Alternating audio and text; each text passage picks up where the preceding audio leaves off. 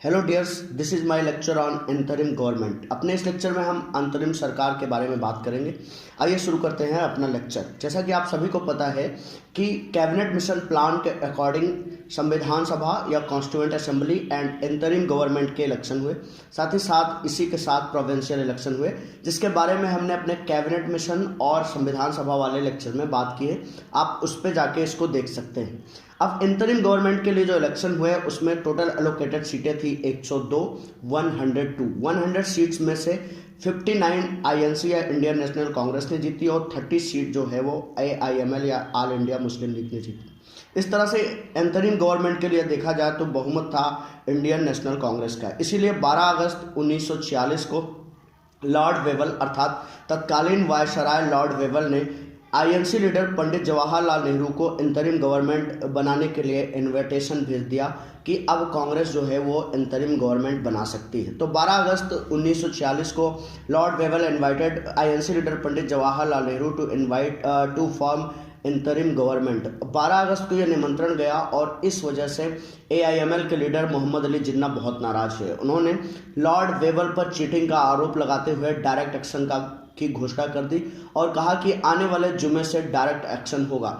इसलिए 16 अगस्त 1946 को वो काला दिन आया जिसको भारत के इतिहास में बहुत ही मध्यम कलर से लिखा जाता है, एक दर्दनाक दिन, एक काला दिन। 16 अगस्त 1946 को मोहम्मद अली जिन्ना के आह्वान पर डायरेक्ट एक्शन डे या सीधी कार्रवाई दिवस मनाया गया।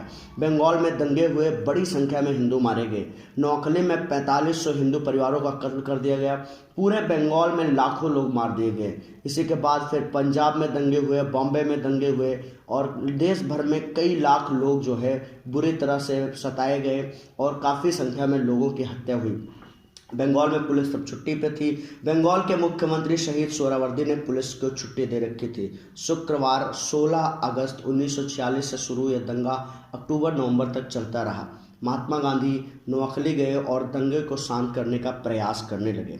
इधर क्या हुआ, 24 अगस्त 1946 को कांग्रेस ने अनाउंस कर दिया कि वो इंतरिम गवर्नमेंट बनाने जा रही है। 24 अगस्त 1946 को पंडित जवाहरलाल नेहरू ने घोषणा की कि वो इंतरिम गवर्नमेंट बनाने जा रही है और गांधी जी के कहने पर एआईएमएल को भी इसमें पार्टिसिपेट करने के लिए कहा गया, अर्थात दोनों पार्टियों को कंबाइंड गवर्नमेंट बनानी थी।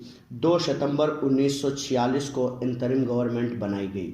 तो 2 सितंबर 1946 को इंतरिम गवर्नमेंट स्टेबल की गई। अगर आपने कैबिनेट मिशन अच्छे से पढ़ा है तो आपको पता होगा कि इंतरिम गवर्नमेंट का कार्यकाल भारत की आज़ादी तक था। अगर जैसे ही देश आज़ाद हो जाता है इंतरिम गवर्नमेंट खत्म हो जाती है। इसीलिए इंतरिम गवर्नमेंट डिसबैंडेड हुई 15 अगस्त 1947 अर्थात 2 सितंबर 1946 से शुरू होकर 15 अगस्त 1947 तक इंतरिम गवर्नमेंट चली।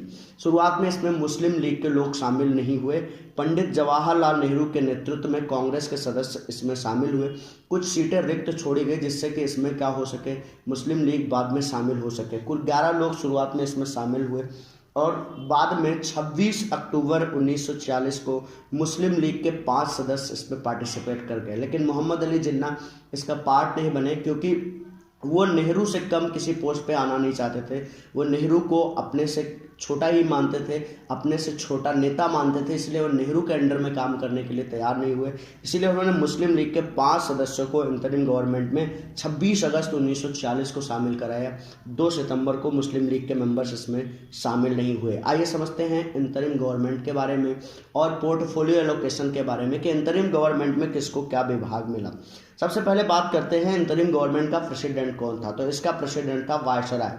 पहले वायसराय लॉर्ड वेपल इसके प्रेसिडेंट रहे, बाद में जब वो चले गए तो फिर लॉर्ड माउंटबेटन इसकी प्रेसिडेंट रहे। वाइस प्रेसिडेंट के लिए बात करते हैं। अब आइए नेता वाइज बात करना शुरू करते हैं। पंडित जवाहरलाल नेहरू को कौन कौन सा विभाग मिला, ये वाइस प्रेसिडेंट रहे इंतरिम गवर्नमेंट के। साथ ही साथ इनके पास फॉरेन अफेयर या विदेश विभाग थे और कॉमनवेल्थ अफेयर या राष्ट्रमंडल मामले थे। तो 3 विभाग जवाहरलाल नेहरू को एलोकेट हुए, एक तो वाइस प्रेसिडेंट का, दूसरा फॉरेन अफेयर का, तीसरा कॉमनवेल्थ मामले का, उपाध्यक्ष का विदेश विभाग और राष्ट्रमंडल मामले।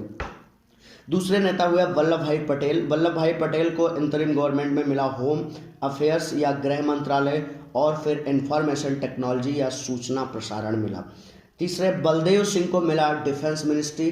सरदार बलदेव सिंह, ये सरदार थे, इनको मिला डिफेंस या रक्षा मंत्रालय मिला। डॉक्टर जान मथाई, इनको मिला इंडस्ट्री एंड सप्लाई, उद्योग एवं पूर्ति। डॉक्टर जान मथाई को उद्योग एवं पूर्ति या इंडस्ट्री एंड सप्लाई मिला। चक्रवर्ती राजा गोपालाचारी को एजुकेशन दिया गया या शिक्षा विभाग दिया गया।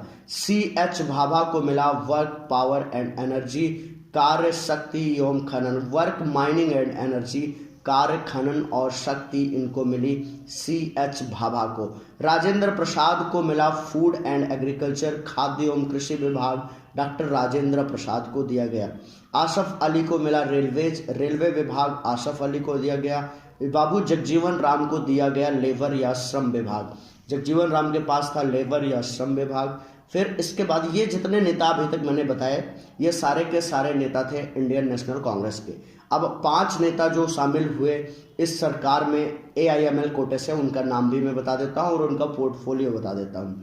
पहले नेता थे AIML कोटे से लियाकत अली खान, जिनको फाइनेंस सौंपा गया या वित्त मंत्रालय इस इंतरिम गवर्नमेंट में। दूसरे नेता हैं TT चुंदरीगर, इनको कॉमर्स सौंपा गया या वाणिज्य मंत्रालय सौंपा गया TT चुंदरीगर को। तीसरा नेता है अब्दुल रब नस्तर, अब्दुल रब नस्तर को दिया गया कम्युनिकेशन या संचार। फिर है गजानफर अली खान, गजानफर अली खान को मिला हेल्थ या स्वास्थ्य। और लास्ट जो मुस्लिम लीग के नेता थे उनका नाम है जोगेंद्र नाथ मंडल, इन्हें लॉ या विधि मंत्री बनाया गया इंतरिम गवर्नमेंट में। तो ये टोटल जो है स्ट्रक्चर है इंतरिम गवर्नमेंट का, टोटल इतने लोग जो है इसमें पार्टिसिपेट कर गए। जब मुस्लिम लीग के मेंबर्स 26 अक्टूबर 1946 को इसमें शामिल हुए तो कांग्रेस की तरफ से शामिल 3 लोगों को रिजाइन करना पड़ा और वो 3 लोग थे सैयद अली जहीर, शरद चंद्र बोस और शाफत अहमद खान। इन तीनों ने अपनी सीट रिक्त कर दी और इस तरह से 5 लोग मुस्लिम लीग से इस सरकार में शामिल हुए। अब आइए समझते हैं इसमें जो कुछ नाम आए हैं उनके बारे में कुछ फैक्ट समझ लेते हैं। एक्स्ट्रा फैक्ट, ये अंतरिम गवर्नमेंट से नहीं है लेकिन इन लोगों को मैं परिचित करवा देता हूँ ये कौन कौन लोग हैं जो इसमें शामिल हुए हैं। जवाहरलाल नेहरू को आप लोग जानते ही होंगे। जवाहरलाल नेहरू बाद में स्वतंत्र भारत के पहले प्रधानमंत्री बनते हैं, मोतीलाल नेहरू के बेटे हैं और इनके बारे में अभी आगे भी बहुत सारी बातें की जाएंगी। इनकी 2 बुक फेमस है, 2 किताबें बहुत चर्चित हैं। एक का नाम है डिस्कवरी ऑफ इंडिया और वल्लभ भाई पटेल जो है ये गुजरात से आते हैं। सबसे पहले इनकी पहचान होती है बारदोली आंदोलन के समय। बारदोली जो मूवमेंट है एक किसान मूवमेंट है, एक फार्मर मूवमेंट है और किसानों के लिए आंदोलन करने के कारण ही इनको जाना जाता है और इनको बारदौली की महिलाओं ने ही सरदार के टाइटल से नवाजा था। इनको सरदार सबसे पहले बारदौली की महिलाओं ने कहा था। ठीक है, पटेल कम्युनिटी से आते हैं और ये जो है जो आजकल अहमदाबाद ज़िला है उसी के आसपास इनको माना जाता है। इनको लौह पुरुष भी कहते हैं। ये इंडिया के यूनिफिकेशन के लिए जिम्मेदार हैं, इसीलिए इनके नाम पर भारत में स्टैच्यू ऑफ यूनिटी का स्टैच्यू बना है। इनको भारत का एकता पुरुष भी कहते हैं। स्वतंत्र भारत में ये भारत के डिप्टी प्राइम मिनिस्टर रहे और गृह मंत्री रहे और इनके पास रियासत विभाग भी रहा। लेकिन स्वतंत्र भारत में अभी यहाँ तो अंतरिम गवर्नमेंट की बात हो रही थी। चक्रवर्ती राजा गोपालाचारी ये दक्षिण भारत के ब्राह्मण नेता हैं और दक्षिण भारत के उस समय के सबसे बड़े लीडर हुआ करते थे। इनके बारे में कुछ फैक्ट्स ये हैं कि चक्रवर्ती राजा गोपालाचारी जब लॉर्ड माउंटबेटन भारत से चले गए तो फिर उनके जगह पर भारत के फर्स्ट गवर्नर जनरल बने। आपको पता होना चाहिए कि 15 अगस्त 1947 को ब्रिटिश मोनार्की सिस्टम भारत से अलविदा हो गया, अर्थात ब्रिटिश राज्य भारत से चला गया। 15 अगस्त 1947 को इसी के साथ वायसराय की पोस्ट को खत्म कर दिया गया। लेकिन वायसराय के साथ वाली पोस्ट, गवर्नर जनरल की पोस्ट भारत में बची रही और उस पोस्ट पे काम करते रहे लॉर्ड माउंटबेटन। लॉर्ड माउंटबेटन को जवाहरलाल नेहरू ने कहा कि कुछ दिन अभी आप रुक के इंडिया को एक डायरेक्शन दे दीजिए। इसीलिए 1948 तक लॉर्ड माउंटबेटन भारत में रुके रहे, भारत के गवर्नर जनरल के नाते, ना कि वायसराय के नाते। वो भारत के गवर्नर जनरल बने रहे। इस नाते आप ये कह सकते हैं कि 15 अगस्त 1947 को अगर वायसराय की पोस्ट खत्म हो गई तो भारत के अंतिम वायसराय थे लॉर्ड माउंटबेटन। इसी तरह से अगर आपसे कोई कहे कि भारत का अंतिम अंग्रेज गवर्नर जनरल कौन था तो आप कहेंगे लॉर्ड माउंटबेटन। 1948 तक थे। 1948 में लॉर्ड माउंटबेटन अपने देश चले गए, लेकिन भारत में तब तक हेड ऑफ स्टेट या देश के सर्वोच्च पद का गठन नहीं हुआ था जो कि राष्ट्रपति का होना था।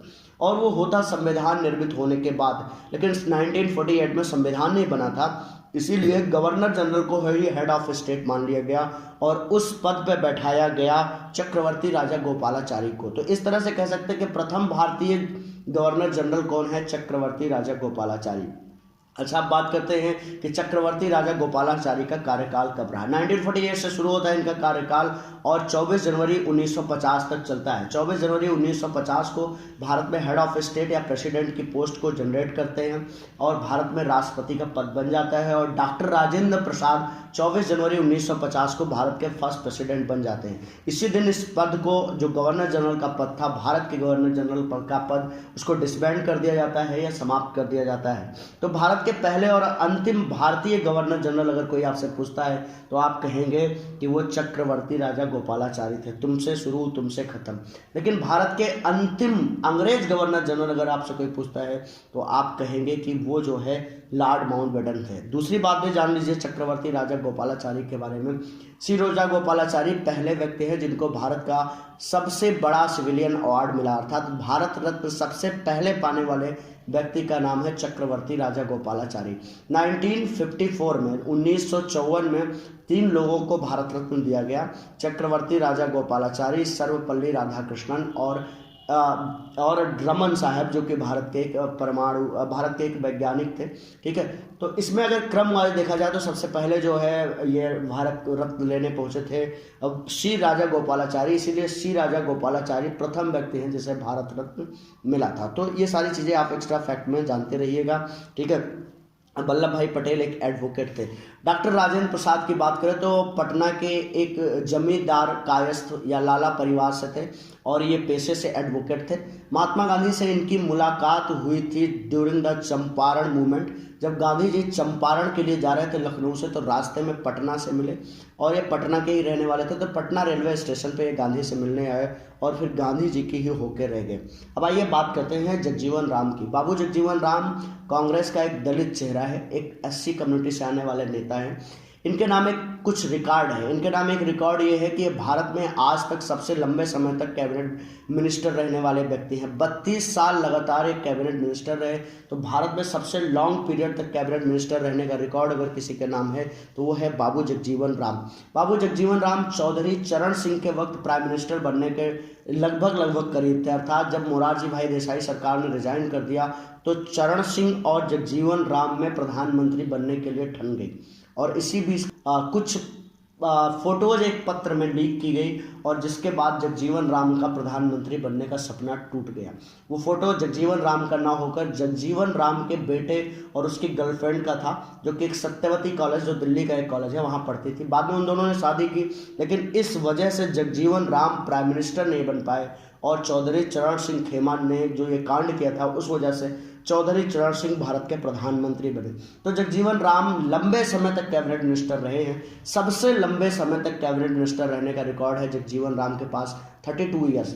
और इसी वजह से जगजीवन राम, जो ये घटना हो गई, इसी वजह से जगजीवन राम का बेटा भारतीय राजनीति में नहीं आया और राजनीति में लाई गई उनकी बेटी, जिनका नाम है मीरा कुमार। मीरा कुमार कांग्रेस से सांसद रहीं, पहले इंडियन फॉरेन सर्विसेज की ऑफिसर थी, IFS ऑफिसर थी, फिर राजनीति में आई, भारत की सांसद रहीं, मंत्री रहीं और उसके बाद वो भारत में जो है वो लोकसभा अध्यक्ष बनी। तो मीरा कुमार के बारे में रिकॉर्ड ये है कि वो भारत की पहली महिला लोकसभा अध्यक्ष है। ठीक है, तो ये भी आप जान लीजिएगा, मीरा कुमार भारत की पहली महिला लोकसभा अध्यक्ष है, जो कि बाबू जगजीवन राम की बेटी थी। अब आइए बात करते हैं IML कोटे के मिनिस्टर्स के बारे में। लियाकत अली खान, आपको पता होगा कि पाकिस्तान आज़ाद होने के बाद 2 लोग काफ़ी ताकतवर थे। एक थे मोहम्मद अली जिन्ना। मोहम्मद अली जिन्ना आज़ाद पाकिस्तान के, या जो नया पाकिस्तान बना था, उसके गवर्नर जनरल बने, जबकि लियाकत अली खान पाकिस्तान के प्रथम प्रधानमंत्री बने। मोहम्मद अली जिन्ना कन्वर्टेड मुसलमान थे, वो शिया कम्युनिटी में कन्वर्टेड थे, शिया मुसलमान थे, इसीलिए पाकिस्तान में उनकी वैल्यू धीरे धीरे घटने लगी। लेकिन लियाकत अली खान चूँकि सुन्नी मुसलमान थे, इसीलिए जिन्ना के रहते रहते ही उन्होंने अपनी ताकत बढ़ा ली और धीरे धीरे वो पाकिस्तान में एक ताकतवर नेता बन के उभरे। इवन कई बार तो वो जिन्ना से भी ताकतवर नज़र आते हैं। अब आइए बात करते हैं सबसे अंतिम के नेता जोगेंद्र नाथ मंडल। अगर आप इनको देख रहे होंगे तो आपको लग रहा होगा कि मुस्लिम लीग कोटे से एक हिंदू नेता क्या कर रहा है। ये हिंदू कम्युनिटी के शेड्यूल कास्ट से आते हैं, एक दलित नेता हैं जोगेंद्र नाथ मंडल। अगर आप देखें तो भारत में 2 मजबूत दलित नेता हुआ करते थे। बाबू जगजीवन राम मजबूत तो थे, लेकिन वो अपने दलित कम्युनिटी के लिए नहीं जाने जाते थे। वो राजनीति में बने रहते थे, अपना काम बनता, भाड़ में जाए जनता। लेकिन 2 दलित नेता जो काफ़ी ज़्यादा मजबूती से उभर के आए थे, उसमें एक नाम है डॉक्टर भीमराव अंबेडकर को, जो कांग्रेस के मेंबर नहीं थे कभी, और दूसरे हैं जोगेंद्र नाथ मंडल, जो ऑल इंडिया मुस्लिम लीग के मेंबर थे। इनकी जिन्ना साहब से अच्छी खासी दोस्ती थी, इसीलिए AIML में पार्टिसिपेट कर गए, या ऑल इंडिया मुस्लिम लीग की तरफ से अंतरिम गवर्नमेंट में थे, और बाद में पाकिस्तान के कानून मंत्री भी बने। तो पाकिस्तान का पहला कानून मंत्री भी जोगेंद्र नाथ मंडल था, अंतरिम सरकार का कानून मंत्री भी जोगेंद्र नाथ मंडल ही था। लेकिन जिन्ना के मरते ही लियाकत अली खान ने जिन्ना साहब के दोस्तों को किनारे लगा दिया, और इसमें किनारे लग गए जोगेंद्र नाथ मंडल। कभी दलित और मुस्लिम साठगांठ की बात करने वाले जोगेंद्र नाथ मंडल भारत से शरण मांगते हैं, और भारत आकर ये कहते हैं कि मुसलमानों के साथ दलितों का रहना बहुत मुश्किल है, इससे अच्छा तो ब्राह्मणिकल सिस्टम या ब्राह्मणवादी व्यवस्था ही थी, और भारत में ही वो अंतिम जीवन अपना व्यतीत करते हैं। तो आपको शायद समझ में आ गया होगा इंतरिम गवर्नमेंट और इनके कुछ नेताओं के बारे में। इसके बारे में आप हमें कमेंट बॉक्स में लिख सकते हैं कि वीडियो आपको कैसा लगा। इसी के साथ धन्यवाद। जय हिंद, जय भारत।